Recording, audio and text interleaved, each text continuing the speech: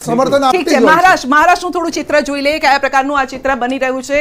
Pillars કોના high અત્યારે જોવા મળી રહ્યા છે। એનડીએ 43 પર અત્યારે આગળ જોવા મળી રહી છે, એટલે કે મહાયુતિ 43 બેઠક પર અત્યારે આગળ છે। આ સાથે જ મહાવિકાસ આઘાડી 18 બેઠક પર અત્યારે આગળ ચાલી રહી છે અને 3 પર અધર્સ અત્યારે આગળ ચાલી રહ્યું છે। 64 બેઠકોના અમે આ રૂઝાન સામે આપી રહ્યા છે આપને, પરંતુ અહીંયા પણ મેં પહેલા પણ કીધું હતું કે કમલેશભાઈને થોડીક સ્માઇલ આવે તે પ્રકારના આ સમાચાર છે, પરંતુ તેમણે એક એ પણ વાત કરી કે જરૂરી નથી કે શરૂઆત સારી છે તો પછી અમારે અંત સારો ન હોય, અંત પણ સારો હોઈ શકે છે। પાર્થિવરાજભાઈ પણ આપણી સાથે જોડાઈ ગયા છે। પાર્થિવરાજભાઈ, આપનું સ્વાગત છે કોંગ્રેસ તરફથી। આપની પાસે આવું છું, પરંતુ અહીંયા જોઈ લો મહારાષ્ટ્રમાં કુલ 2019 અને 2024 આજે કમ્પેરિઝન અત્યારે અમે કરી રહ્યા છીએ, આંકડા અમે આપને બતાવી રહ્યા છે કે 2019માં 105 બેઠક પર આગળ હતી, -80 અત્યારે ચાલી રહ્યું છે। 2024માં અત્યારે 25 બેઠક, એટલે 25 થી તો અત્યારે વધી ગઈ છે, પરંતુ તેમ છતાં જે આંકડા છે એ અમે આપને બતાવી રહ્યા છે। આ સાથે જ એનસીપીની વાત કરીએ તો 2019માં 54 પર આગળ હતી, જ્યારે કે 2024માં 11 પર આગળ છે, એટલે કે અહીંયા પણ -43 બતાવી રહ્યા છે। એટલે શરૂઆતમાં પ્રશાંતભાઈએ કીધું ને કે જે શરૂઆતમાં જે વોટિંગ પર્સન્ટેજ છે તે ઓછા જોવા મળ્યા હતા અને પછી એકદમ વધી ગયા હતા, તો અહીંયા કદાચ આ પણ એવું બની શકે કે આ આંકડા અત્યારે ઓછા દેખાઈ રહ્યા છે અને પછીથી વધી પણ જશે। તો એનડીએ 43 પર આગળ છે, ઇન્ડિયા ગઠબંધન 19 પર આગળ છે અને અધર્સ 3 પર આગળ જોવા મળી રહ્યું છે। પાર્થિવરાજભાઈ પાસેથી આનું ક્વિક રિએક્શન લઈ લે, મહારાષ્ટ્ર પર પછી વાવ પર આવું। અત્યારે બેલેટ પેપર ગણાતા હોય, સ્વાભાવિક રીતે બેલેટ પેપર દરેક વિધાનસભામાં 200-500 થી વધારે હોતા નથી હોય, એટલે આમાં હજી રુઝાનમાં બહુ જ વહેલું આપણે અત્યારે કોઈ પણ પ્રકારનું નિવેદન આપવું બહુ જ વહેલું કહી શકાય।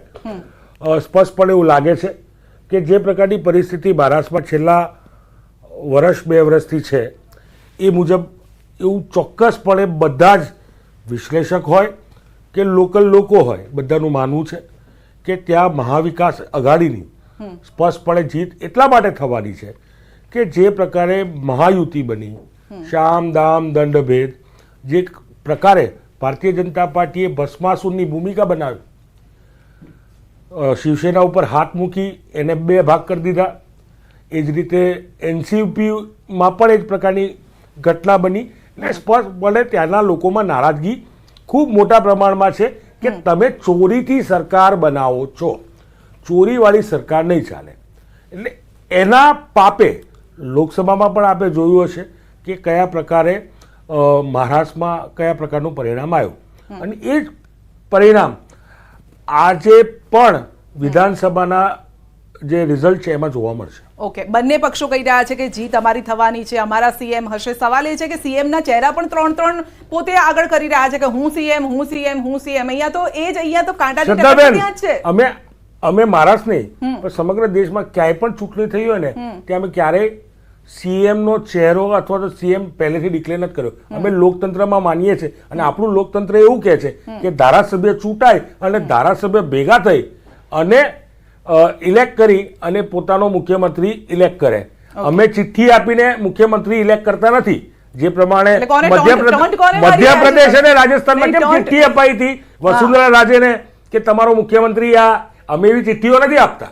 ઓકે, કમલેશભાઈ કેવું છે કે ચોક્કસ જો જે પણ રાજકીય વિશ્લેષક હોય કે કોંગ્રેસના મિત્ર જે પણ કહેતા હોય, ભાઈ અમે લોકો જ્યારે મધ્યપ્રદેશમાં શું કોઈ સીએમનો ચહેરો ડિક્લેર કરીને અમે સીએમ બનાવ્યા ત્યારે એ બી એવું હોય છે કે જ્યાં પણ જે વસ્તુની જરૂરિયાત હોય છે એ પ્રમાણે ભારતીય જનતા પાર્ટી અને પ્રજાના હિત માટે કામ કરતી હોય છે। મેં કીધું ને ક્યાંક ને ક્યાંક જો પ્રજાનું હિત કોઈ પણ સીએમ ડિક્લેર કર્યા પછી પણ એનું હિત ન સચવાતું હોય તો ક્યારે ભારતીય જનતા પાર્ટી એનું નામ અને બીજું નામ મૂકી દેશે એ આ પાર્લામેન્ટરી બોર્ડ સારી રીતે તમે પણ જાણો છો કે કાલે સવારે ભારતીય જનતા પાર્ટીની અંદર કોણ ક્યાં સીએમ અને પીએમ બનશે। એ હવે જ્યારે એ સીએમ ની વાત કરે છે કે 3 સીએમ તમે પણ વાત કરી સાહેબ, લોકસભાની અંદર તો આ જ વસ્તુ છે। ભારતીય જનતા પાર્ટી હજુ 1 પીએમ લઈને ચાલી રહ્યા છે, બીજી પાર્ટીઓ શું ચાલી રહી છે, પીએમ કોણ બનશે એનો પણ ત્યાં આગળ ડખો છે। અને શું થશે એ પણ કદાચ અવાજ આવતો હોય, ચોક્કસ પાછલા બારણે નહીં તો પાછલા બારણે અવાજ આવતો હોય એ સારું કે અત્યારથી જ જે અવાજ આવતો હોય એ સારું। એટલે ચોક્કસ ઘરની અંદર આપ માનતા હો કે પાછલા બારણે આનંદીબેનને વિજય રૂપાણીએ નહોતું કર્યું એટલે બદલવા પડ્યા, એવું નથી સાહેબ, એવું નથી તો શું પ્રજાનું કોંગ્રેસે નથી કર્યું કોણ આગળ છે આપણે જણાવીએ। સ્વરૂપજી આગળ ચાલી રહ્યા છે. સ્વરૂપજી, બીજેપી વાવમાં આગળ ચાલી રહી છે. પહેલું રુઝાન, પહેલું વલણ ન્યૂઝ 18 ગુજરાતી પર આપ જોઈ રહ્યા છો. બીજેપીના ઉમેદવાર વાવ પેટા ચૂંટણીમાં સ્વરૂપજી ઠાકોર આગળ ચાલી રહ્યા છે. પહેલું રિએક્શન ત્રણેય મિત્રો પાસેથી લઈશું. બીજેપી, ચોક્કસ તમે મેં કીધું ને ઘણીવાર કે તમે ક્યાં છો, તમે ફોટામાં તો નથી સમાઈ ગયા ને. આ જ વસ્તુ આજે હું કહી રહ્યો છું, એ વાક્ય તમે જોજો 2 વાગ્યા પછી ફોટામાં લોકો સમાઈ જશે અને જેનો વિજય થવાનો છે એ અત્યારથી જ એમને પ્રજાના આશીર્વાદ મળી ઓકે, શનિવાર છે. હનુમાનજીના આશીર્વાદ સ્વરૂપજીને મળશે, કારણ કે સ્વરૂપજી કહે છે વરઘોડું હું કાઢવાનું છું. ગેડા હનુમાનના આશીર્વાદ ગુલાબસિંહને મળવાના છે, નક્કી છે. અચ્છા. અને બીજું શ્રદ્ધાબેન, ફોટાની વાત થઈ તો ફોટો નક્કી કરવો પડશે. મોદીનો ફોટો ચાલશે કે નડ્ડાનો ચાલશે એ પણ આપણે નક્કી કરશે. આપણે કોંગ્રેસ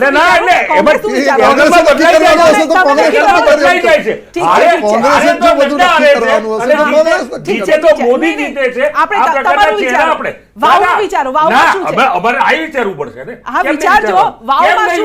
કારણ કે વાવમાં મોદીને મળે તો એ નક્કી કરશે ને. પૂછીશું, હાર જીત થવા તો પછી પૂછીશું. અત્યારે આગળ ચાલી રહ્યા છે વાવમાં. અમારું સ્પષ્ટ માનવું છે, અત્યારે જે બેલેટ ગણાય છે, બેલેટ પેપરમાં ચોક્કસપણે સિટિંગ સરકાર હોય તો એનું સરકારી અધિકારી ઉપર પ્રેશર હોય અને કઈ રીતે મતદાન થાય છે જાણીએ છીએ, અને ભૂતકાળમાં પણ જોયેલું છે. અત્યારે હજી સુધી બેલેટ ગણાય છે, બેલેટ ગણાય છે શ્રદ્ધાબેન. હવે અંદર બેલેટની વાત આવશે, થોડી વાર પછી ઈવીએમ ની વાત આવશે, થોડી વાર પછી ઈવીએમ ની વાત આવશે, પછી ભાજપના ભ્રષ્ટાચારની વાત આવશે, ભાજપ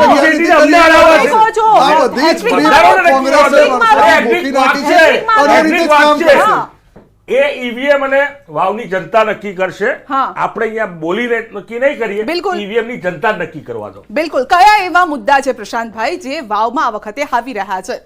મુદ્દા દરેક વખતે એ જ હોય છે. મેં હમણાં આપણે મુદ્દા ગણાય ને વાવ માટે ચર્ચા આપણે કરી, પાણીની, સિંચાઈની, આરોગ્યની, શિક્ષણની વાત સ્વરૂપજીએ પણ કરી અને ગેનીબેન એ વિધાનસભામાં કરતા આવ્યા છે. પણ હવે ત્યાં જ્ઞાતિગત સમીકરણના આધારે જે કંઈ વોટિંગ થયું, અત્યારે જે રુઝાન બહાર આવ્યા છે 71, હમણાં આપણી સ્ક્રીન ઉપર આપણે જોયું 71 પોસ્ટલ બેલેટ છે, જેમાંથી 59 સરકારી અધિકારીઓના છે. અને બીજું આ બાય ઇલેક્શન છે, હું હમણાં જ બોલ્યો કે બાય ઇલેક્શનના પરિણામની કોઈ બી વ્યાપક બીજી અસર ના આવવાની હોય તો લગભગ સરકાર તરફ જાય, એટલે જેની સત્તા હોય એ તરફ જાય. એટલે કદાચ સ્વરૂપજી અને બીજેપી, મેં કીધું એમ, બીજેપી આખી મશીનરી લગાવી દીધી છે પોતાની, એટલે સંગઠનની મશીનરી, સત્તાની પ્રચારમાં પણ જોયું કે અડધું મંત્રીમંડળ પ્રચારમાં પણ હતું. એટલે ઓબ્વિયસ એ તો જે પણ હોય, સરકાર હોય કે તમે અહીંયા પણ બેઠા વિપક્ષમાં પણ બેઠા હોય, તો એ આપણે કોંગ્રેસમાં પણ જોઈએ કે બધા નેતાઓ પ્રચારમાં હતા. તાકાત બંને તરફથી લગાવવામાં આવી છે. માવજીભાઈ કોનો ખેલ બગાડે છે એના પર પણ નજર છે. માવજીભાઈને તમે નિગ્લેક્ટ ન કરી શકો. બિલકુલ. મેં જ કીધું ચૌધરી સમાજના વોટ જે ગયા છે એ માવજીભાઈ કોના વોટ તોડે છે? કોંગ્રેસના, ભાજપના, કે પછી અન્ય સમાજ એમને પણ સમર્થન આપે અને કદાચ એવું પણ થાય બીજા નંબરે માવજીભાઈ રહે, ત્રીજા નંબરે કોઈ રાજકીય પક્ષનો ઉમેદવાર પણ હોઈ શકે છે. જે રીતે ત્યાં ઠાકોર અને ચૌધરી સમાજનું પ્રભુત્વ 15% વોટ શેર ધરાવે છે. તો આ આખું એક સમીકરણ અત્યારે બહાર ન જ આવે. મેં કીધું એમ, હા, માવજીભાઈ માટે જીત અઘરી છે, કારણ કે અત્યારની પરિસ્થિતિમાં અપક્ષનો ઉમેદવાર, આમ તો બનાસકાંઠાએ અપક્ષ ઉમેદવાર આપ્યો છે, આની પહેલા માવજીભાઈ ત્યાં ધારાસભ્ય અપક્ષમાંથી હતા. હવે માનો કે આ માવજીભાઈ જીતી જાય છે તો એની કેટલી ગેરંટી કે 3 મહિના પછી એ ભાજપમાં નહીં હોય? એની કેટલી ગેરંટી કે 3 મહિના પછી કોઈ રાજકીય પક્ષનો ખેસ નહીં પહેરી લે? અત્યારે જોમમાં ટિકિટ કપાઈ એટલે માત્ર બતાવી દેવા માટે લડ્યા છે, અને જો જીતી જાય છે તો કોઈ રાજકીય પાર્ટીમાં નહીં જાય એની શું ખાતરી? ઓકે. પાર્થિવરાજભાઈ, આપ ગુલાબસિંહની વાત કરતા હતા, આપના કેન્ડિડેટની વાત કરતા, એવા કયા કારણો છે જે એમની ફેવરમાં જઈ શકે? કારણ કે ગેનીબેને ભરપૂર પ્રચાર કર્યો છે, ભાઈને જીતાડવા માટે લૂણ ઉતારવાની તેમણે વાત કરી હતી. સવાલ અહીંયા એ જ છે, કારણ કે એવો પણ આરોપ ગુલાબસિંહ પર લાગ્યો કે ભાઈ એ તો આયાતી ઉમેદવાર છે. પછી એમણે કહેવું પડ્યું કે ભાઈ મારી હિસ્ટ્રી તમે ચેક કરો. આજે મને એ નથી આયાતી ઉમેદવારનો જે વાત કરવામાં આવી એ હર્ષ સંઘવી દ્વારા કરવામાં આવી. એ પોતે સુરતમાં આયાતી છે અને બીજાને આયાતી કહે છે. આનું પોતાનું ગામ ગુલાબસિંહ મારા અંગત મિત્ર એટલા માટે છે કે અમારી બેની પોલિટિકલ શરૂઆત ભેગી NSUના સમયથી થઈ છે. એનું પોતાનું ગામ અસારા ગામ એ વાવ વિધાનસભામાં આવે છે. એના દાદા હેમાબા રાજપૂત એ પોતે વાવ થરાદ જે ભેગી વિધાનસભા હતી ત્યાંના ધારાસભ્ય હતા. તો કયા પ્રકારે એને આયાતી કહેવામાં આવ્યું મને સમજાતું નથી. આ પ્રકારનો જે ભાંગડો જે આપણા ગુજરાત રાજ્યના ગૃહમંત્રીએ વાટ્યો એ સમજાતું નથી. બીજી વાત કે ગુલાબસિંહ પોતે યુવા ચહેરો છે, સાથે સાથે વાવ, થરાદ અને સમગ્ર ગુજરાતના યુવક કોંગ્રેસ NSU એના પ્રમુખ રહ્યા અને સાથે સાથે પોતે, કારણ કે અમે તો 2017 પહેલા અમે જ્યારે પૂર આવ્યું ધાનેરા અને થરાદમાં ત્યારે અમે ભેગા કામગીરી કરી. ત્યારે એમને એ યુથ કોંગ્રેસના પ્રમુખ હતા અને હું યુથ કોંગ્રેસનો સંગઠન મહામંત્રી હતો. ત્યારે સ્પષ્ટપણે અમે બે વહેંચાયા કે મને મારા થરાદમાં કામ કરવા દો, વાવમાં કામ કરવા દો, તમે ધાનેરામાં કામ કરો.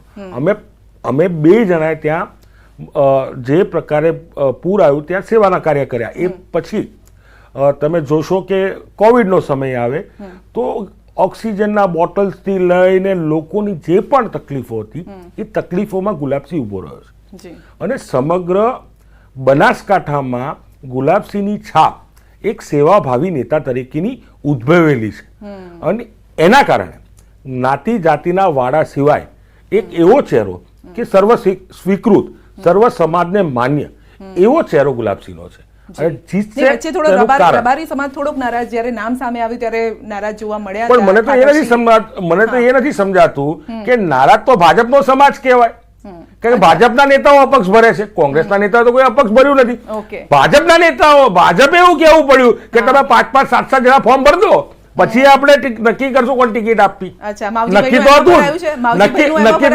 નક્કી તો હતું કે સ્વરૂપજી ટિકિટ આપવાની છે, પણ તમારે વાવ રાણા સાહેબને પણ એવું કેવું પડે ટિકિટ ફોર્મ ભર દો, તમારા માવજીભાઈને બી કેવું પડે ફોર્મ ભર દો, અને આવા અલગ અલગ સમાજના ઘણા નેતાઓને કેવું પડે કે તમે ફોર્મ ભર દો. તો અત્યારે તો એકતા ભાજપમાં નથી દેખાતી, વાંધો તો ભાજપમાં છે. આ ભારે નહીં પડે ને બીજેપી ના? ચોક્કસ. જો પ્રશાંતભાઈના માધ્યમથી હું એક કહીશ, પ્રશાંતભાઈ તમે આખો દિવસ આજે ડિબેટમાં બેસશો, તમે જોજો કોંગ્રેસ વાળા કોંગ્રેસ કરતા ભાજપમાં આમ કરતા રહેશે. અને પ્રજા પણ વિચારતી હોય છે કે સાહેબ પોતાના જ ગુણ નહીં જોવાના, અવગુણ નહીં જોવાના, બીજાના ગુણો અને અવગુણો બતાવવાના. એ આ કોંગ્રેસનો વર્ષોથી સિદ્ધાંત રહ્યો છે. ચોક્કસ ભાજપમાં અરે ભાઈ ભાજપમાં બધું જ છે.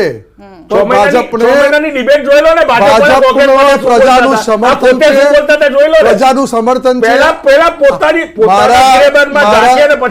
મારા કોંગ્રેસના મિત્ર એ વાવ અને થરાદની વાત કરી.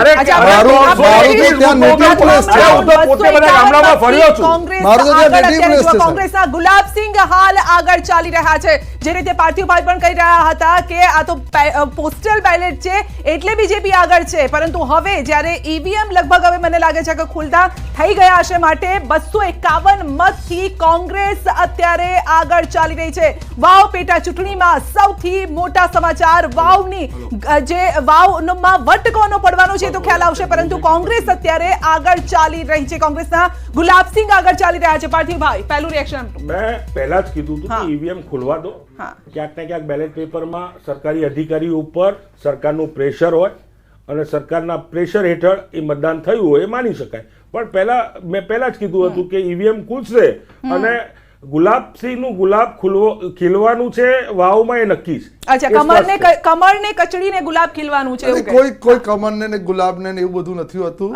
ભારતીય જનતા પાર્ટી જે પણ કામો કર્યા છે, મેં કીધું ને અગાઉ પણ કહું છું કે મારું તો નેટિવ પ્લેસ છે વાવ અને થરાદ, અને નેટિવ પ્લેસની અંદર જે રીતે વિકાસ કર્યો છે એ રીતે અમે અપેક્ષા રાખીએ છીએ કે અમારું કોન્ટ્રાડિક્ટ થઈ રહ્યું છે અહીંયા, થોડું કોન્ટ્રાડિક્ટ થઈ રહ્યું છે. કમલેશભાઈ, સોરી, આપને રોકવા એટલા માટે ઈચ્છીશ કારણ કે આ જ મુદ્દો આ વખતે વાવની વિધાનસભા પેટા ચૂંટણીમાં ચાલ્યો છે કે વિકાસ નથી થયો માટે તમે બીજેપીને લાવો. આ મુદ્દો ચાલ્યો છે આ વખતે. બીજેપીના વિકાસ નથી થયો એટલે નહીં, વિકાસ જે અમુક લોકોના કામો હશે નહીં થયા હોય, પરંતુ જે ઓલ ઓવર જે સાર્વજનિક વિકાસ કરવો હોય કે ત્યાં નરાબેટનું જે આપણે જે આખો જે રીડેવલપ